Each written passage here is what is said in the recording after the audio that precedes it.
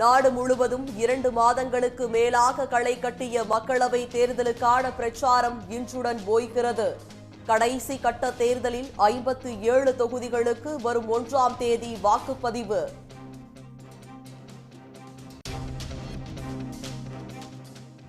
தேர்தல் பரப்புரை முடித்து 3 நாட்கள் தியானம் மேற்கொள்ள இன்று குமரி வருகிறார் பிரதமர் மோடி. பிரதமர் வருகையால் குமரி சுற்றுலா தலங்களில் உச்சகட்ட பாதுகாப்பு.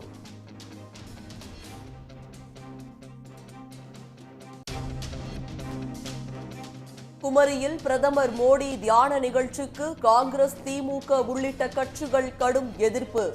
பிரதமரின் தியான நிகழ்ச்சியை ஒளிபரப்ப தடை விதிக்க வேண்டும் என்று தேர்தல் ஆணையத்தில் புகார் மனு.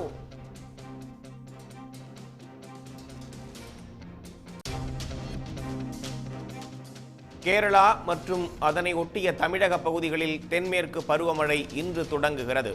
தமிழ்நாட்டில் மேற்கு தொடர்ச்சி மலையோர மாவட்டங்களில் கனமழைக்கு வாய்ப்பு.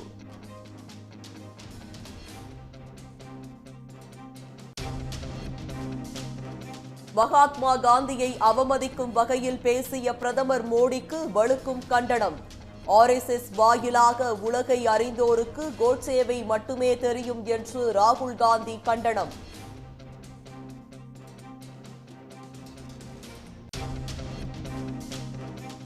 அதிமுக முன்னாள் அமைச்சர்கள் மீதான குட்கா முறைகேடு வழக்கு. MP, MLAக்களுக்கு எதிரான வழக்கை விசாரிக்கும் சிறப்பு நீதிமன்றத்திற்கு மாற்ற பரிந்துரை.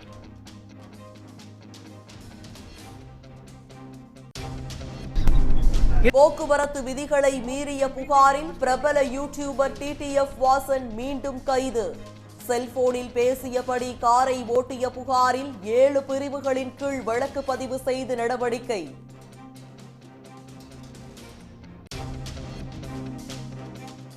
நாட்டிலேயே அதிகபட்சமாக டெல்லியில் 126 டிகிரி ஃபாரன்ஹீட் வெப்பம் பதிவு.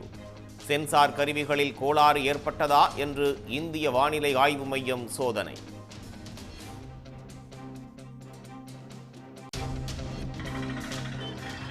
மணிப்பூர், அசாமில் தொடரும் கனமழையால் இயல்பு வாழ்க்கை முடங்கியது. ஆறுகளில் பெருக்கெடுத்த வெள்ளத்தால் வீடுகளை இழந்து மக்கள் பரிதவிப்பு.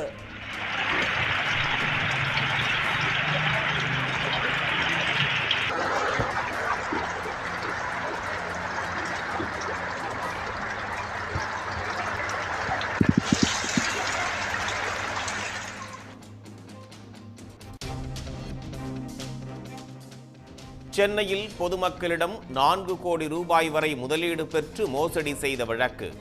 ஸ்வர்ணதாரா குழும தலைவர் உள்ளிட்ட 7 பேர் கைது. உடனுக்குடன் செய்திகளை தெரிந்து கொள்ள சன் நியூஸ் பெல் ஐகானை கிளிக் பண்ணுங்க.